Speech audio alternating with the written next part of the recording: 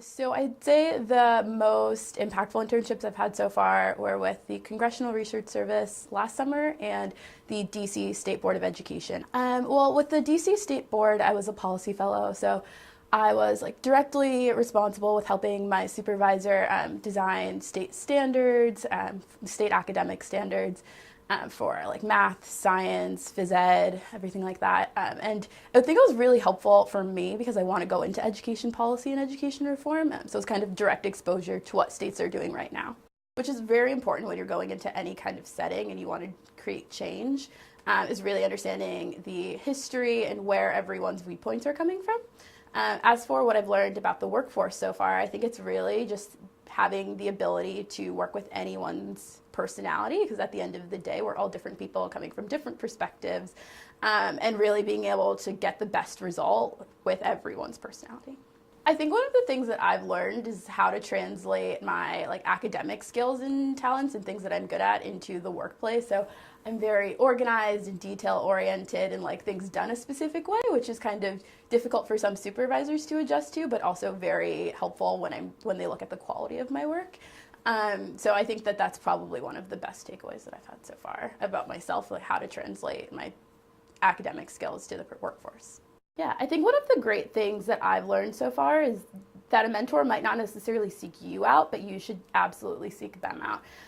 Being in an internship in college and being our age, you're so impressionable and you have so many opportunities to learn. From anyone, any supervisor that is at your workplace has probably learned something that you haven't yet. And so they're absolutely great resources. I've been very fortunate. The two supervisors that I had at the internships I mentioned sought me out and they really wanted to teach me everything they could. When I worked at the state board, there was a very small office, less than 15 people, I'd say. So I had the opportunity. It was very obvious that they were going to choose me to teach me what I needed to learn. I would say one of the things for larger offices is to really hone in on someone who has a skill set that you see that you like, or a knowledge set that you really like, because they want to help you. They want to see their organization succeed, and that really happens on the ground level with the interns who can really do a lot of work if given the opportunity. My internship last semester with the State Board of Education, I was tasked with writing a research paper on the pros and cons, essentially, of school closure and whether or not it's an effective tool for school improvement or district improvement.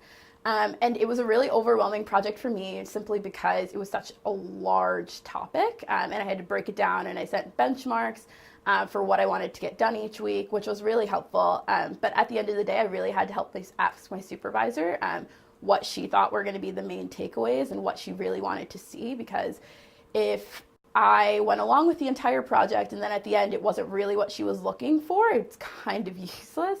So I think one of the things when you're given especially large projects is to really ask your supervisor what they're looking for, what they want the outcome to be, not necessarily the answer, but what they want the product to look like. And it'll save you a lot of work and a lot of heartache. And at the end of the day, I think everyone will be happy.